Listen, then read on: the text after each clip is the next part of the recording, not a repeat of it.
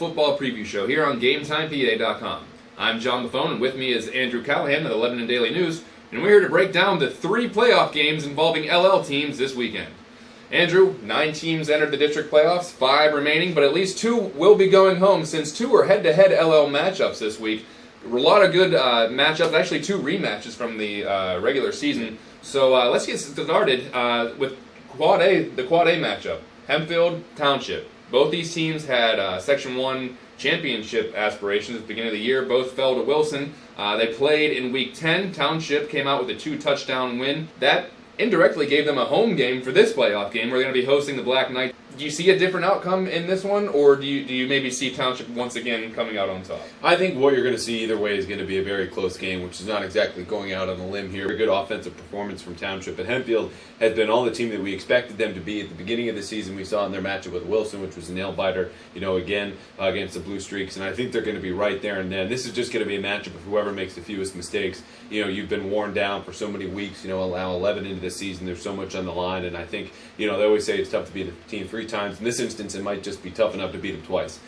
So we'll see, and I think it's really just going to be the fewest mistakes, close game, fourth quarter, and you're not going to be surprised either way who comes out with a win. I would agree, and it's not like Hempfield didn't move the ball well last game when they played with the Township. Will Blair had 125 yards rushing. They just didn't finish drives, and Township did. Eric Benjamin had 3 touchdowns, no interceptions. If Hempfield, I believe, if they can move the ball and actually finish some drives and maybe put some pressure on the Township offense to score, it's going to be a lot closer. I mean, Township's going to get their points. Yes. It's whether or not Hempfield can keep stride, and hopefully their defense comes up and makes a few plays.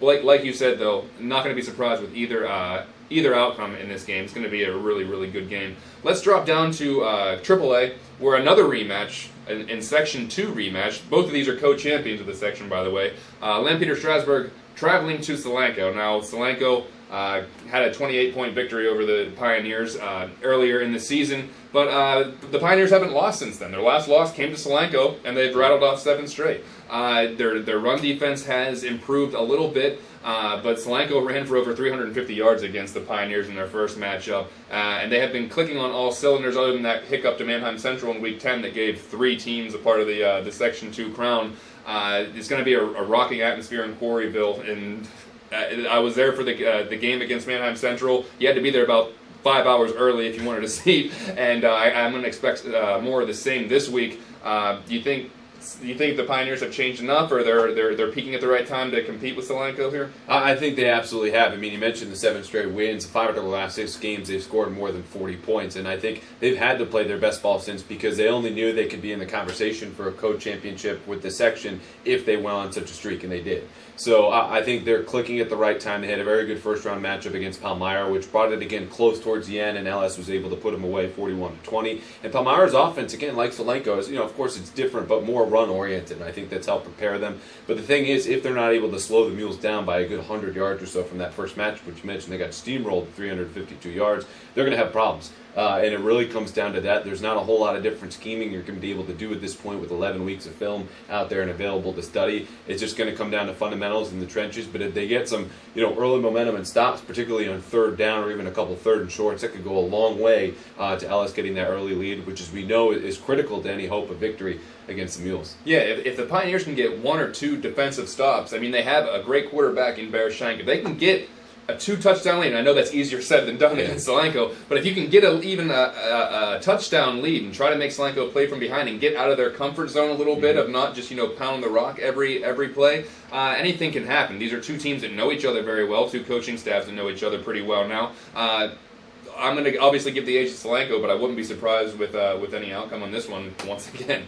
The last game we're going to talk about, still in AAA, Manheim Central will be hosting East Pennsboro in their second-round game. Now, Manheim Central just steamrolled Spring Grove last week, 51-3. That's being kind. Yeah, and in all aspects of the game, they dominated. But you look at Manheim Central, they've had to change their offense on the fly throughout the year because of so many injuries they've had.